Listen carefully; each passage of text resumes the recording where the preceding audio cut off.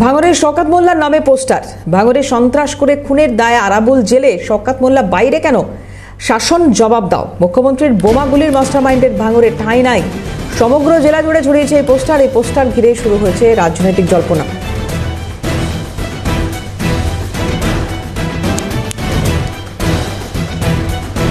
ছবি দেখতে পাচ্ছেন, সেই পোস্টার টাঙানো হয়েছে বিভিন্ন জায়গায়। শওকত মোল্লার নামে এই পোস্টার পড়েছে। কেন জেলের বাইরে রয়েছে শওকত মোল্লা, সেই প্রশ্ন তুলে পোস্টার দেওয়া হয়েছে। কে বা কারা এই পোস্টার দিয়েছে তা যদিও স্পষ্ট নয়।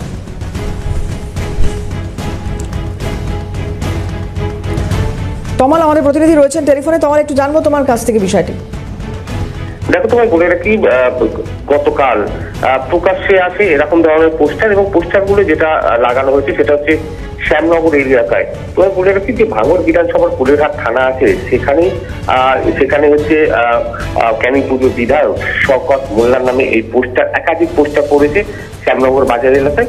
এবং যে জায়গা থেকে মনে করা হচ্ছে, যেহেতু জমি কমিটি অর্থাৎ জমি জীবিকা বাস্তুতন্ত্র পরিবেশ রক্ষা কমিটির শক্ত ঘাঁটি ওই এলাকা কোলেরহাট 2 নম্বর গ্রাম পঞ্চায়েত, তাদের দখলে, এবং তারা এবং অবশ্যই আইএসএফ যৌথভাবে এই পঞ্চায়েত দখলে রয়েছে। এবং সেই জায়গা থেকে জমি কমিটির সম্পাদক যেটা জানাচ্ছেন যে শওকত মোল্লা যে ভাষায় তাদেরকে আক্রমণ করে গেছে সেখানে সভা থেকে, সেই জায়গা থেকে সাধারণ মানুষের প্রতিক্রিয়া এবং তার প্রতিফলন হচ্ছে এই পোস্টার। সেই জায়গা থেকে একটা ধারণা করা যায় যে জমি কমিটির তরফ থেকে এই পোস্টারগুলি লাগানো হয়েছে। এবং পোস্টারে যে লেখাগুলো রয়েছে তাই নিয়ে কিন্তু রাজনৈতিক চাঞ্চল্য সৃষ্টি হয়েছে।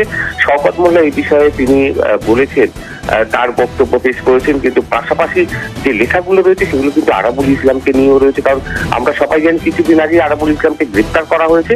তিনি এখন জেলে রয়েছেন। বারুইপুর মহকুমা আদালতে অ্যাপিল করার পর তিনি জামিন পাননি, অবশেষে হাইকোর্টের দ্বারস্থ হয়েছেন। সেই জায়গা থেকে কিন্তু তাকে দলের সমস্ত পদ থেকে সরিয়ে দেওয়া হয়েছে। সেই নিয়ে কিন্তু একটা আক্ষেপ ছিল, এবং সরাসরি আরাবুল ইসলামের স্ত্রী শওকত মোল্লা নামে বলেছেন যে তার বিরুদ্ধে চক্রান্ত করেছে, এবং আরাবুল সেই কারণেই জেলে রয়েছে, পুলিশ অতি সক্রিয়। এবং তারপরে জমি কমিটি যেভাবে আরাবুলের পাশে দাঁড়িয়ে যেভাবে শওকত মোল্লাকে গ্রেপ্তারের দাবি জানিয়েছে, সেই জায়গা থেকেও কিন্তু একটা রাজনৈতিক চাপার উত্তর সৃষ্টি হয়েছে ভাঙড় বিধানসভা জুড়ে। ধন্যবাদ তমাল। কথা বলছিলাম, তমাল সরকার আমাদের সঙ্গে ছিলেন টেলিফোনে। শওকত মোল্লা, তার কি প্রতিক্রিয়া বিষয় শুনবো।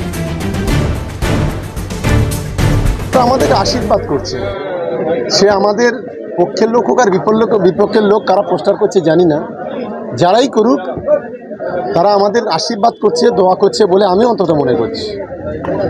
এভাবে যত বেশি করবে তত বেশি এই এলাকায় তৃণমূল কংগ্রেস শক্তিশালী হবে। কারণ ভাঙড়ের মানুষ শুভবুদ্ধি সম্পন্ন মানুষ, তারা মিথ্যাকে কখনো প্রশ্রয় দেয় না, আর মিথ্যাকে কখনো প্রশ্রয় দেবেও না। এই আত্মবিশ্বাস ভাঙড়ের মানুষের প্রতি আমার আছে।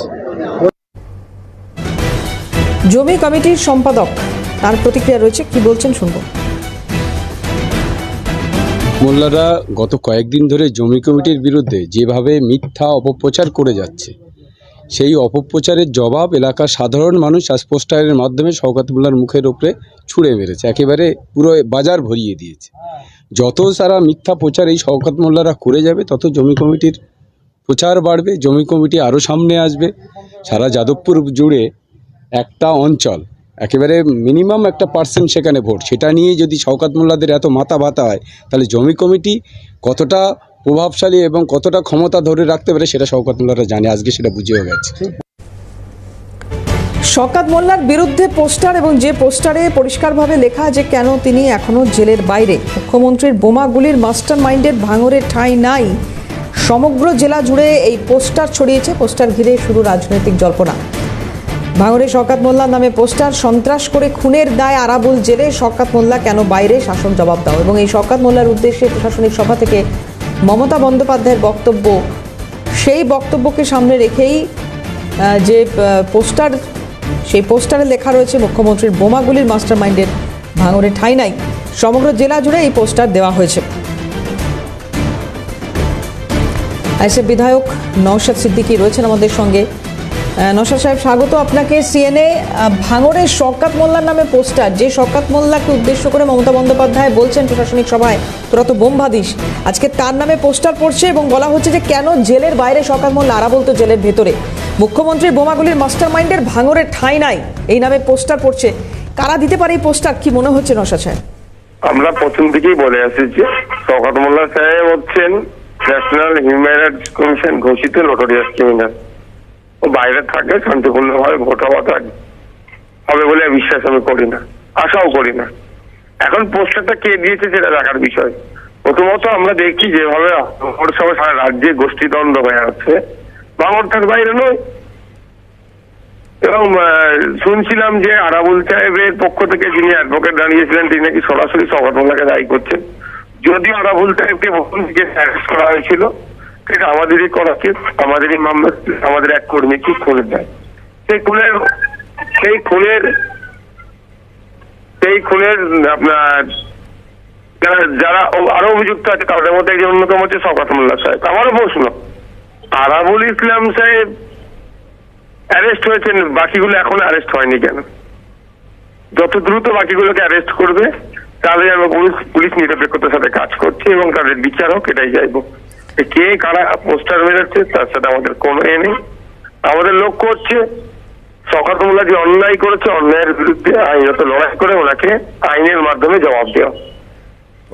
নওশাদ সাহেব, যে পোস্টারগুলো পাওয়া গেছে তার মধ্যে একটা অন্যতম জায়গা, সেটা হচ্ছে যে জমি জীবিকা বাঁচাও কমিটির যে অফিসের বাইরে এই পোস্টার পাওয়া গিয়েছে। সেক্ষেত্রে এই যে আন্দোলন ভাঙড়কে চিনিয়েছিল, সেই আন্দোলনের পুরোভাগে এনারা ছিলেন একটা সময়।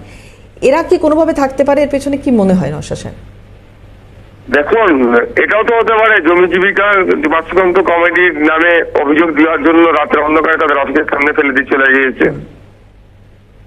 তারাই বলতে পারে, তাদের নেতৃত্বরাই বলতে পারবেন যে এটা এই পোস্টারের সাথে তাদের কত সম্পর্ক। বেশ, আইএসএফ কোনোভাবে জড়িত নয় এর সাথে?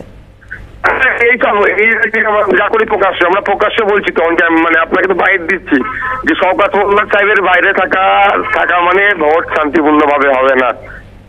আরাবুল সাহেবকে প্রথম যে মামলায় অ্যারেস্ট করেছে, আমাদের করা মামলা, সেই মামলাতেই শওকত মোল্লা যে অন্যতম অভিযুক্ত, উনি কেন বাইরে আছেন হয়তো প্রকাশ্যে আমরা বলছি।